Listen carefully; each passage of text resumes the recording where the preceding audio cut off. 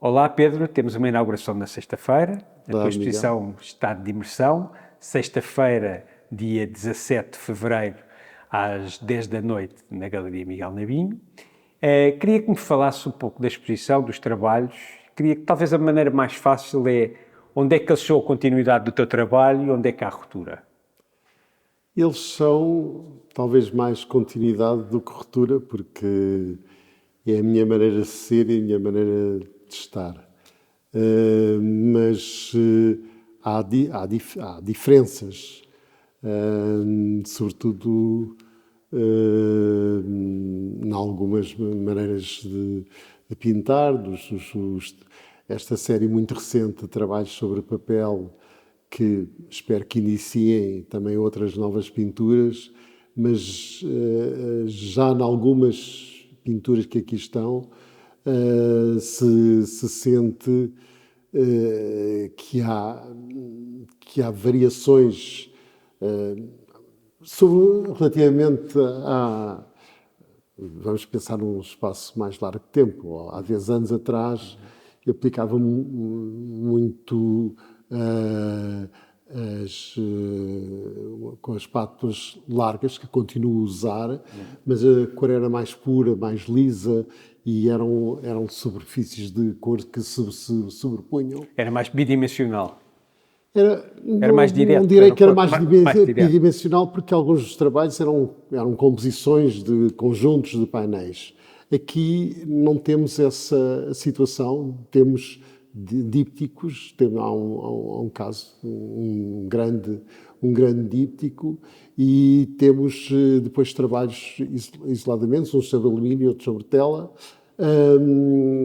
todos recentes, e há como que uma maneira de pintar que já é mais arrastada, já algumas, por vezes, as sobreposições de cor já são feitas de uma outra maneira. Portanto, eu acho que há umas pequenas variações, se calhar só daqui a 50 anos é que se percebe bem, ou que eu possa, é que eu vou perceber bem a diferença entre uns, Quando tiveres uns e 80 outros. anos. Mas, portanto, para mim é uma continuidade no meu trabalho, mas eu vou sempre fazendo variações. Portanto, relativamente a um conjunto de trabalhos que se tornou como imagem de marca nos anos entre 2000 e 2012, mais ou menos, que eram sempre composições ou de painéis retangulares ou de painéis recortados. Aqui também temos um painel recortado, porque é um painel que eu gosto muito. que tu gostas muito, afinal, e que nunca foi exposto, embora não seja do último ano, acho que é 2018, penso eu. A maioria dos outros trabalhos são ou são uma tela com uma situação lá dentro, ou, no caso, um díptico, há uns painéis que são compostos por painéis, mas estão colados uns aos outros, portanto já não são uns painéis que se podem mover e que fazem uma composição na parede, é uma estrutura fixa, foi construída, foi por vários painéis que se acoplaram. Portanto, digamos que no trabalho do alumínio, no trabalho das telas, eu venho fazendo já desde o princípio dos anos 2000 muitos trabalhos, sobretudo de grande dimensão, em que são telas. Aqui temos telas com 2 por 3 metros, duas telas com 2 por 3 metros, bastante diferentes, aliás, e que eu propositadamente queria São dois registros teus, que nos desenhos aparecem muito um registro e o outro. É um registro muito mais fluido, livre, mais fluido. Muito fluido, que pode parecer, quer dizer, que se pode imaginar muitas situações. O outro é mais estruturado, mais arquitetónico, mais rítmico, mais musical, mais... Sim, há um sistema de composição e de planos que se sobrepõem uns dos outros, não é? Claro, e tem mais uma linha, não é? Tem mais quase uma linha narrativa que vai... Claro, é como se fosse é quase como que uma parede, não é? É uma parede. Já que estás a dizer isso, é engraçado, porque tu depois utilizaste mesmo tijolos, as paredes saíram da parede, não é? E há alguns Há trabalhos uns teus, trabalhos, já mais aliás, dos anos antigos. 2000, Exatamente. dos anos 2000, 2000, sim, acho que ainda 2012 ainda faço uns tijolos pintados, mas quando comecei a fazer, aliás, o primeiro conjunto é apresentado numa exposição na Fundação PLMJ, que é um conjunto de tijolos industriais com a superfície pintada. Foi uma experiência também que fiz e cheguei a fazer um muro, portanto é uma peça que é uma escultura, mas que faz uma parede que se põe no meio de uma sala, uma parede preto e branco, mas que mostra a sua estrutura. Quando se passa por trás da peça, vê-se como é que ela está, como é que ela foi estruturada. Ela só está pintada num dos lados. É uma referência. Há várias pessoas que fizeram estes trabalhos com paredes. Nós estamos a falar disto, mas não está nada na exposição. Claro, Mas é claro. só Não, para mas é engraçado, situar. claro. Mas algumas artistas que me impressionaram muito fizeram trabalhos com paredes, nomeadamente o Gordon Mata Clark. E eu sempre quis fazer também uma peça que fosse assim uma parede que ocupasse uma zona de um espaço de uma sala. Mas esse lado de parede, e realmente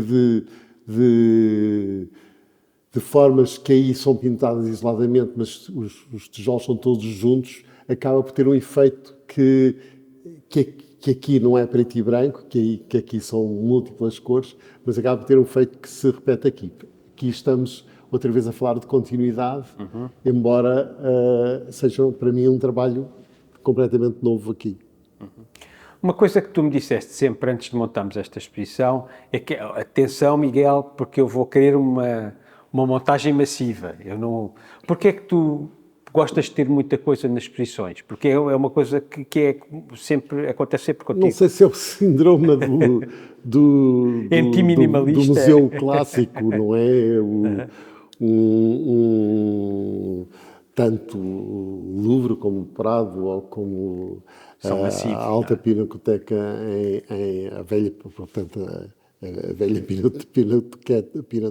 Pinacoteca em Munique, portanto, todos os museus que vêm de mais até de antes, muito antes do século passado, são museus em que há uma acumulação na apresentação dos trabalhos de um modo em que não há um espaço para olhar descansar.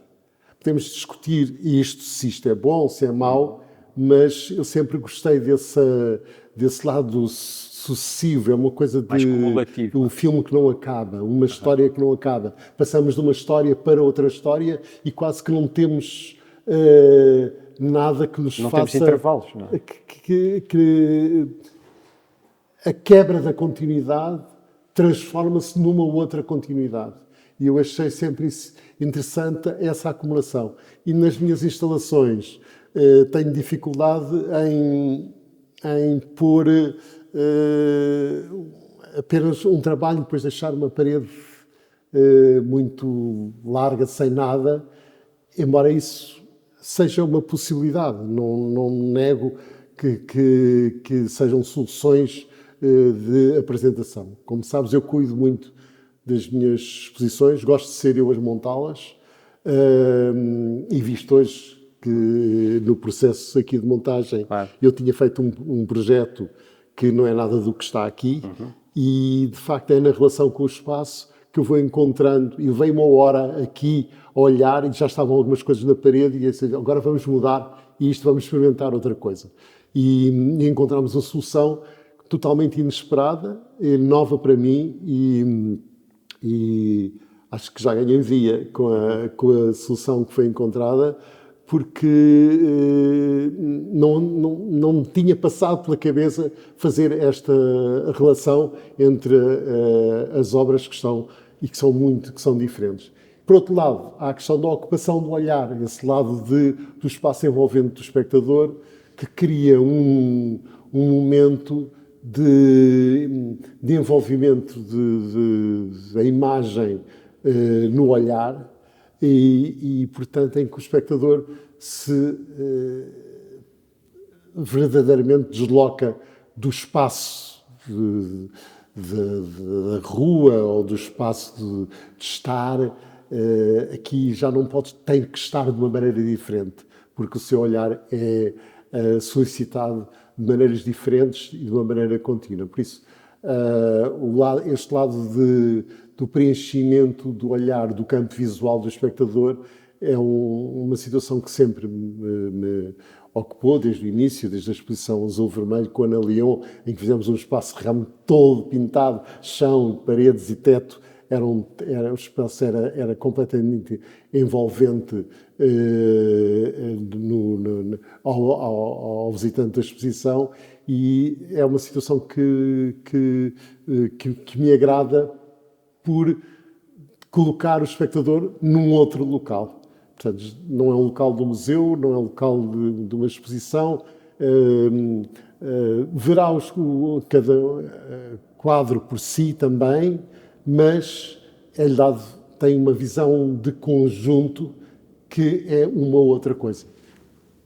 Para finalizar, eu já falei contigo várias vezes, mas eu nunca te fiz esta pergunta. Quais é que foram os artistas, e aqui podem ser artistas plásticos, não é? Que tiveram mais influência direta no teu trabalho?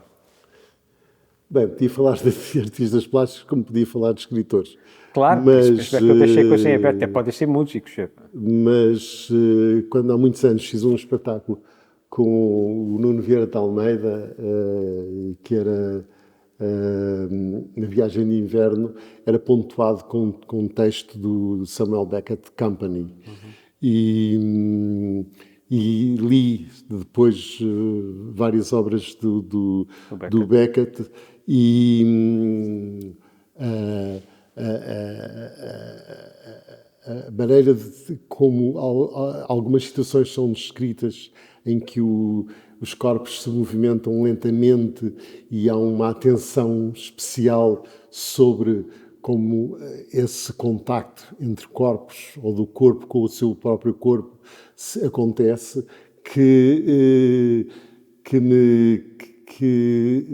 se relaciona, de certo modo, com aquilo que hoje muito se fala, que é a questão da lentidão do olhar, não é? Como voltar a ter um olhar lento perante a rapidez das imagens e a que somos solicitados todos os dias pela televisão, pelo iPhone, pela maneira como estamos sempre a desenrolar e a passar imagens. Portanto, aí não estamos a falar num englobamento das imagens no olhar, mas apenas em situações que se sucedem e que mal paramos nelas. E esse não parar acaba por não permitir a distinção entre o que é uma imagem e o que é outra imagem. E nesse sentido, portanto, Beckett fez-me pensar na questão do tempo, na questão da velocidade com que se olha. Mas poderia falar de Clifford Steele, um expressionista, ou de Rothko, mas mais talvez do Clifford Steele ou do Joan Mitchell, por exemplo, como artistas que não só ocupam o campo da visão, portanto, fazem trabalhos muito grandes, não é? Portanto, o olhar não para, não consegue quase encontrar o fim e o princípio do plano que está a ver. E, portanto, são artistas que me influenciaram. Para não falar, pronto, a nível de desenho, tinha que referir sempre Matisse, porque é um Iclé, por outro lado, que são, assim, dois bastiões do início do século passado que fazem parte da minha formação como estudante de Belas Artes e como curioso sobre as questões que as situações de representação são levantadas. Ok, muito obrigado, Pedro. Pá, foi um prazer. É de sexta-feira, dia 17 de fevereiro, às 10 da noite, na Galeria Miguel Nabinho, a exposição de Pedro Calapés. Estado de imersão. Obrigado.